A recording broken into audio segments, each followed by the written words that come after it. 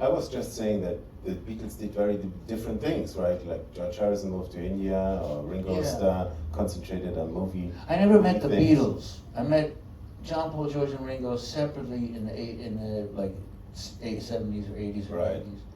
But I never met as Beatles. No, I know. I never met. And Paul McCartney, like he moved to Ireland and he did something different. It's only John. He moved to New York. You know why? Right. Just because of Yoko, or he chose it as the. Well, there's several reasons. I mean, Yoko, influenced John a lot in that he enjoyed living with someone who was more creative and more of an artist. He married his high school girlfriend, who was not really an artist. Who was a nice housewife. Right. But John was much more interested in creative projects, and so meeting Yoko was a real opening for John. Yeah. And the press hated Yoko. There was a lot of racism involved. A lot of Yoko is a great avant-garde artist, but a lot of people don't understand or care to understand what that means and how intellectual that is. Right, she's like a fluxus artist, like Joseph Beuys. But to say that, she made a book of imaginary things. Like that is actually art, where she says, imagine a snowflake falling or something.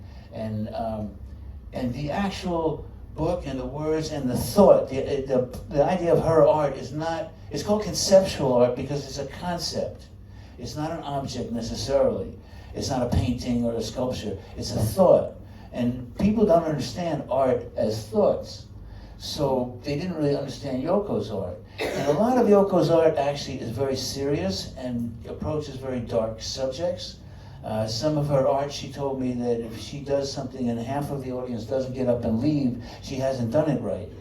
Because she's making people feel very deep pain sometimes. And she's pointing out that this is a part of life.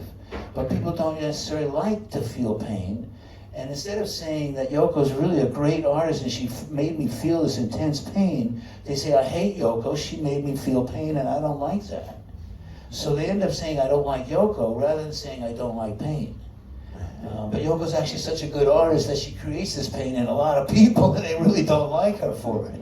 They don't like her because she split the Beatles. Well, they don't like her because apparently John did like her and influenced, he created problems within the band. If you see the movie, it's obvious that several girlfriends created several problems. It always does. Every band has this problem. Yes.